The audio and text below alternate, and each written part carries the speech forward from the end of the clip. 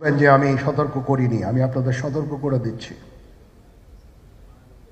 আপনারা যদি নিজেদের মধ্যে ভেদাভেদ ভুলে একসাথে কাজ না করতে পারেন, নিজেরা যদি কাদা ছোড়াছুড়ি করেন, মারামারি কাটাকাটি করেন, এই দেশ এবং জাতির স্বাধীনতা সার্বভৌমত্ব বিপন্ন হবে। আমি আজকে বলে দিলাম, নাইলে আপনারা বলবেন যে আমি আপনাদের সতর্ক করিনি। আমি সতর্ক করে দিচ্ছি আপনাদের। আমার অন্য কোনো আকাঙ্ক্ষা নাই, আমার একটাই আকাঙ্ক্ষা, দেশ এবং জাতিটাকে একটা সুন্দর জায়গায় রেখে ছুটি করা। I had enough. Was last 7-8 months I had enough. আমি চাই দেশ এবং জাতিকে একটা সুন্দর জায়গায় রেখে আমরা সেনানিবাসে ফেরত আসব। আরেকটা জরুরি বিষয় যেটা আমি ভাবলাম যে আপনাদের সাথে আমি শেয়ার করি। দেশের এই আইন শৃঙ্খলা পরিস্থিতি খারাপের পিছনে কিছু কারণ আছে। প্রথম কারণটা হচ্ছে যে আমরা নিজেরা হানাহানির মধ্যে ব্যস্ত, একজন আরেকজনের বিরুদ্ধে বিষোদ্গারে ব্যস্ত। এটা একটা চমৎকার সুযোগ অপরাধীদের জন্য। যেহেতু আমরা একটা অরাজক পরিস্থিতির মধ্যে বিরাজ করছি, তারা খুব ভালোভাবেই জানে যে এই সময়ে যদি এই সমস্ত অপরাধ করা যায় তাহলে এখান থেকে পরিত্রাণ পাওয়া সম্ভব। সেই কারণে এই অপরাধগুলো হচ্ছে। আমরা যদি সংগঠিত থাকি, একত্রিত থাকি, তাহলে অবশ্যই এটা সম্মিলিতভাবে মোকাবেলা করা সম্ভব হবে। Police, RAB, BGB, DGFI, NSI এগুলো দেশের জন্য অত্যন্ত গুরুত্বপূর্ণ কাজ করেছে অতীতে। খারাপ কাজের সাথে অসংখ্য ভালো কাজ করেছে। আজকে যে দেশের স্থিতিশীলতা, দেশটাকে যে এত বছর স্থিতিশীল রাখা হয়েছে, এটার কারণ হচ্ছে এই সশস্ত্র বাহিনীর বহু সেনা সদস্য, সিভিলিয়ান সবাই মিলে এই অর্গানাইজেশনগুলোকে, অসামরিক সামরিক সবাই মিলে এই অর্গানাইজেশনগুলোকে এফেক্টিভ রেখেছে। সেই জন্য আজকে সুন্দর, এতদিন ধরে আমরা একটা সুন্দর পরিবেশ পেয়েছি। এর মধ্যে যারা কাজ করেছে, যদি অপরাধ করে থাকে সেটার শাস্তি হবে, অবশ্যই শাস্তি হতে হবে, না হলে এই জিনিস আবার ঘটবে।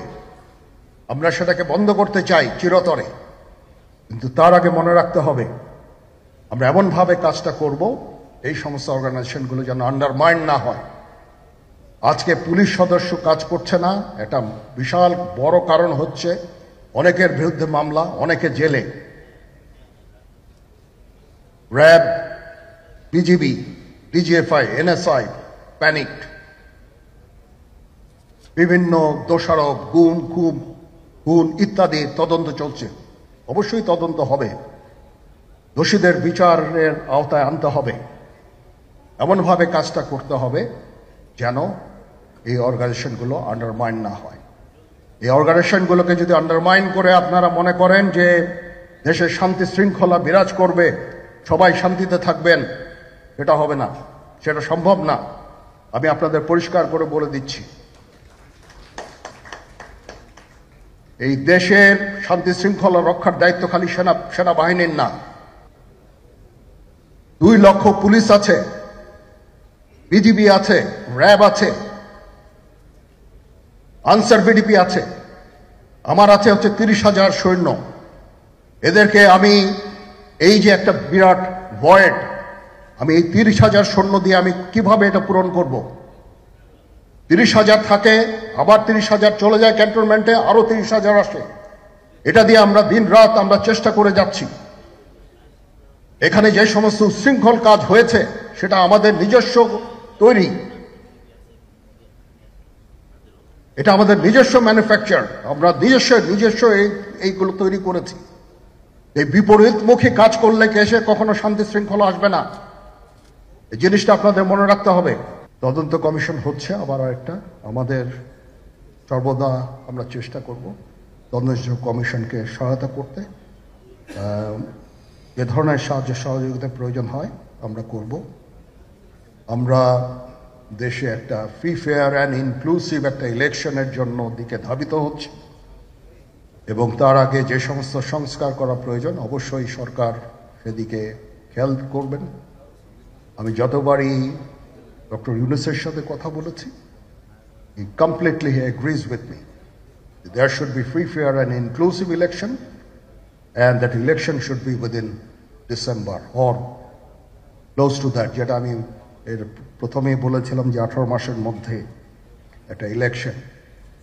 আমার মনে হয় যে সরকার সেদিকেই ধাবিত হচ্ছে।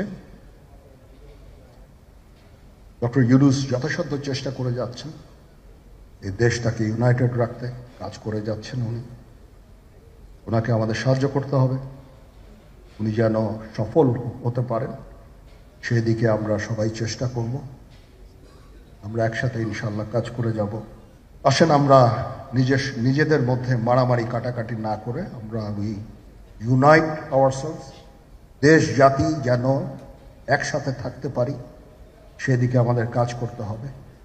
আমাদের মধ্যে মতের বিরোধ থাকতে পারে, চিন্তা চেতনার বিরোধ থাকতে পারে, কিন্তু দিন শেষে যেন আমরা সবাই দেশ এবং জাতির দিকে খেয়াল করে আমরা যেন এক থাকতে পারি।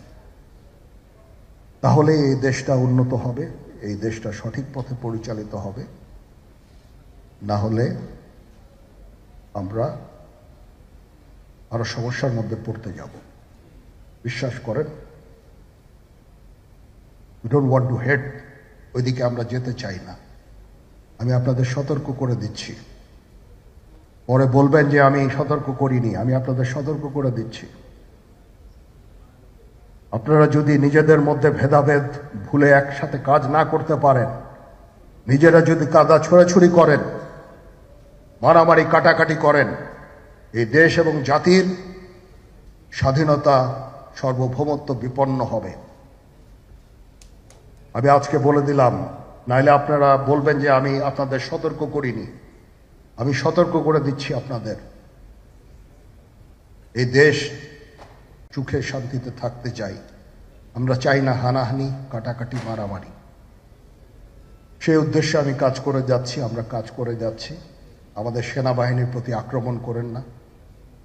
একটা কমন জিনিস আমি দেখতে পাচ্ছি, সেনাবাহিনী এবং সেনা প্রধানের প্রতি বিদ্বেষ কারো কারো। কি কারণে আজ পর্যন্ত আমি এটা খুঁজে পাইনি। আমরা হচ্ছে একমাত্র ফোর্স যেটা আপনাদের জন্য কাজ করে যাচ্ছি, দাঁড়িয়ে আছি প্ল্যাটফর্মে। Of course navy and air force, navy chief আবার মন খারাপ করে করছে, navy air force all, we all আমাদেরকে সাহায্য করেন, আমাদেরকে আক্রমণ করেন না, আমাদেরকে অনুপ্রাণিত করেন, আমাদেরকে উপদেশ দেন। কোনো একটা সমস্যা হয়ে গেলে আমি নুরুদ্দিন স্যারের স্বর্ণপন্ন হই এবং উনি আমাকে উপদেশ দেন, সিনিয়র জেনারেলরা আমাকে উপদেশ দেন, আমি সবার কাছে স্বর্ণপন্ন হই।